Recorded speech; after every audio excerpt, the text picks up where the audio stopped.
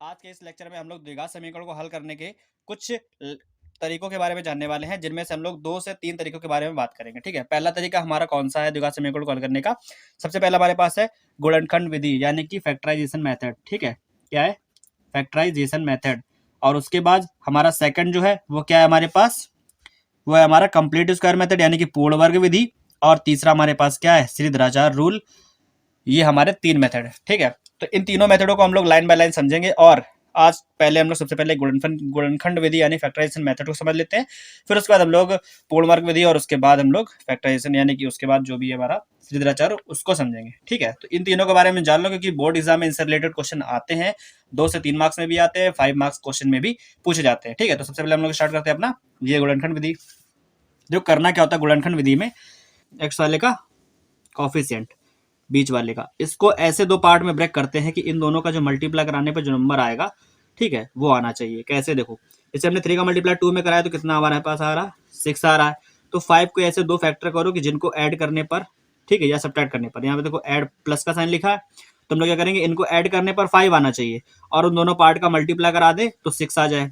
ठीक है, और अगर यहाँ माइनस होता तो हम लोग क्या करते, इसको ऐसे 2 पार्ट में ब्रेक करते जिनको माइनस करने पर 5 आता और मल्टीप्लाई कराने पर 6 आता। ठीक है, तो ऐसे 2 हमारे पास पार्ट है, कौन कौन से? 3 और 2।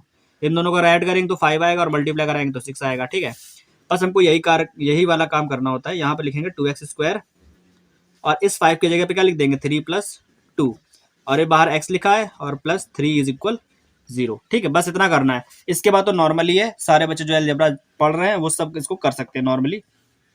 कैसे करना होता है? माइनस साइन का अंदर दोनों मल्टीप्लाई, एक्स का दोनों में मल्टीप्लाई करा दो, तो 2x स्क्वायर माइनस के अंदर कराओगे माइनस का 3, माइनस का 2 में कराओ -2, एक्स को दोनों के साथ लगा दो तो 3x, और ये 2x प्लस 3 इज इक्वल 0। अब हमको काम क्या करना है? इन दोनों में से कॉमन करना है। इन दोनों में कॉमन क्या है? सिर्फ और सिर्फ x। इनमें से x कॉमन कर लेंगे तो दोनों से x हटा दो, यहाँ से x गया तो बचेगा 2x, यहाँ से x गया तो बचेगा 3, और इन दोनों में से कुछ भी कॉमन नहीं, हम लोग माइनस का 1 लेंगे, और माइनस जब कॉमन करेंगे तो 2x हमारा प्लस का हो जाएगा, 3 हमारा माइनस का हो जाएगा, इक्वल में 0 आया। अब ये देखो हमारे पास 2 सेम ब्रैकेट में लगे, अगर ये 2 ब्रैकेट सेम आ रहे हैं इसका मतलब जो हमने सॉल्व किया है वो एकदम सही है।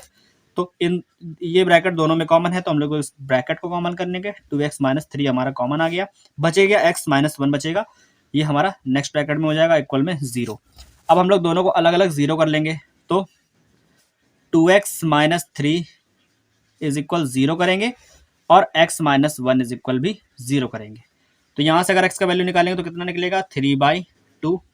ये हमारा एक x का वैल्यू हो गया, और यहाँ से अगर x का वैल्यू निकलेगा तो क्या निकलेगा? 1। ये हमारा दूसरा x का वैल्यू हो गया। ठीक है, तो क्वाड्रेटिक इक्वेशन यानी कि द्विघात समीकरण को सॉल्व करने की ये सबसे पहला मेथड था हमारा फैक्टराइजेशन मेथड। और इस मेथड से हमारे बहुत सारे क्वेश्चन होते हैं जो कि बोर्ड एग्जाम में कभी ना कभी के हर साल आते हैं। ठीक है, 1 मार्क क्वेश्चन या 2 मार्क क्वेश्चन में जरूर पूछे जाते हैं, तो इसको पढ़ना बहुत आपके लिए इंपॉर्टेंट है, और इसको जान लो, समझ लो अच्छे से। अगर वीडियो अच्छा लगा तो वीडियो को लाइक करो, अपने दोस्तों शेयर भी करो। हम लोग नेक्स्ट वाली वीडियो में बात करेंगे इससे कंप्लीट स्क्वायर मेथड की। ठीक है, तब तक के लिए उसके लिए वेट करो और उसको जरूर देखना। ठीक है, तब तक के लिए गुड बाय, टेक केयर।